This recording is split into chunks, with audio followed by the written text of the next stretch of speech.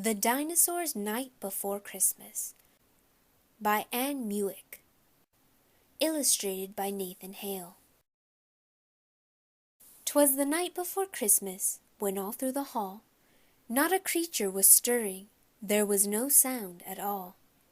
The fossils were standing where they always stood, looking out o'er a now fast asleep neighborhood. And across the wide street a small boy tucked in tight wished the museum's dinosaurs all a good night. But just as the boy was beginning to doze, an unusual clatter of noises arose. Such a racket of creaking sounds filled the boy's head that he woke with a start and sat straight up in bed. Peering out through his window, he saw, clear as day, that the dinosaur fossils were starting to sway.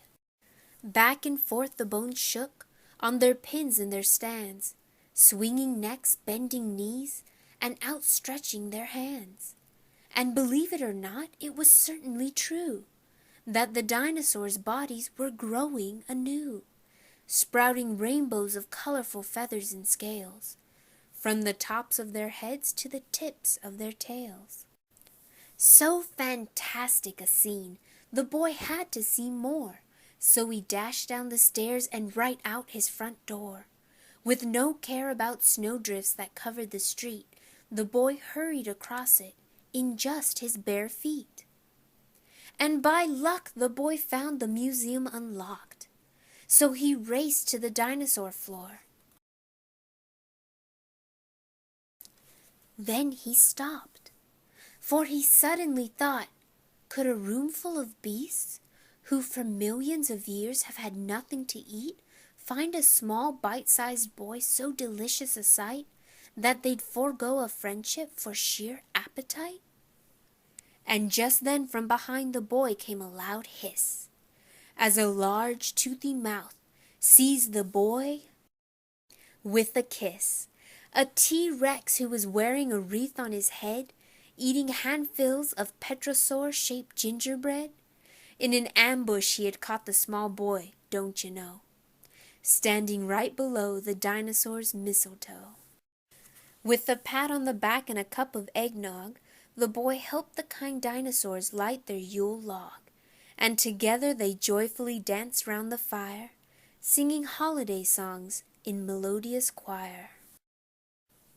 Then a band of young duckbills, all dressed up in holly, invited the boy with a gesture quite jolly, to stand upon their heads and reach way out far, and top their tall tree with a bright Christmas star.